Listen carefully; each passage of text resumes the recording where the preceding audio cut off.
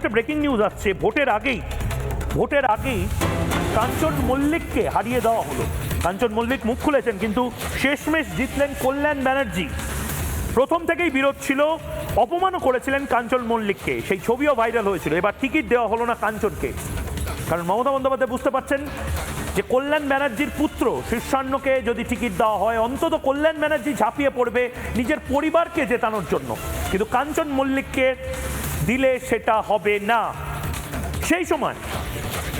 সেই সময় কল্যাণ ব্যানার্জি কি অপমানই না করেছিলেন কাঞ্চন মল্লিককে, একবার দেখি ফুল ফ্রেমে। সেই ছবি, কাঞ্চন মল্লিক অপমানিত হয়ে জিপ থেকে নেমে গেলেন।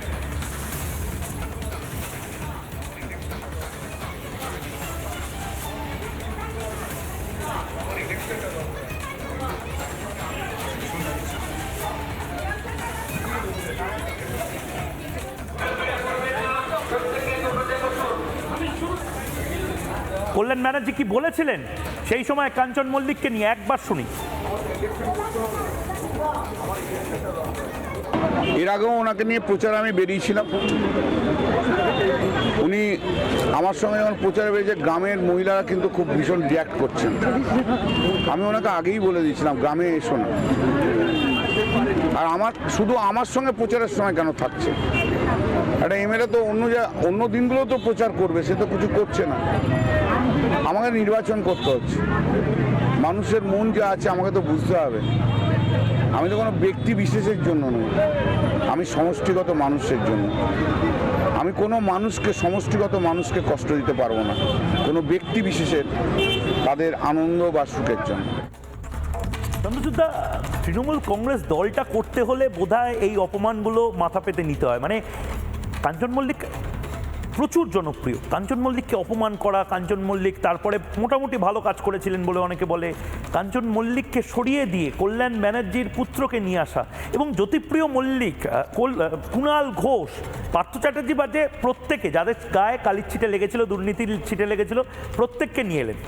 মানে লজ্জা, ঘেন্না, ভয় তিন থাকতে নয় তৃণমূল কংগ্রেস করতে গেলে। ময়ূক, এই প্রার্থী তালিকা দেখিয়ে তুমি যে খবরগুলো বললে, সেই দলীয় আভ্যন্তরীণ বিক্ষোভ যদি থাকে, তাহলে সেটা যে কোনো দলের পক্ষে অত্যন্ত বিচলিত হওয়ারই কথা। এবং যেভাবে প্রার্থী বাছাই করা হয়েছে, তার ভেতর থেকে একটা তো পরিষ্কার ইঙ্গিত বেরিয়ে আসছে যে একটা নার্ভাসনেস রয়েছে, একটা অনিশ্চয়তা একটা রয়েছে, সেটা পরিষ্কার।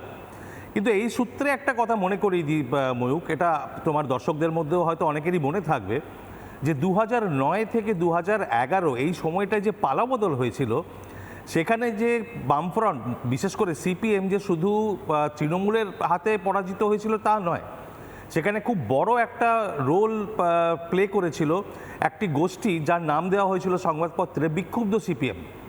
তারা দলের বিরুদ্ধে গিয়েই ভোটটা করিয়েছিলেন, এবং তার ফলে এই পালাবদলটা হওয়া সম্ভব হয়েছিল অনেকাংশে। সাধারণ মানুষের বিক্ষোভ তো ছিলই, কিন্তু এই দলের একটা অংশের একটা খুব সক্রিয় অংশ ছিল। আজকে আমরা কি সেইটারই পুনরাবৃত্তি দেখতে পাচ্ছি? সেই প্রশ্নটা কিন্তু আমার মনে জাগছে। নানা ধরনের কন্টেন্ট দেখার জন্য লাইক করুন, শেয়ার করুন আমাদের ফেসবুক পেজ, সাবস্ক্রাইব করুন আমাদের ইউটিউব চ্যানেল। পাশাপাশি অন্যান্য ব্রেকিং নিউজের জন্য অবশ্যই চোখ রাখুন রিপাবলিক বাংলায়।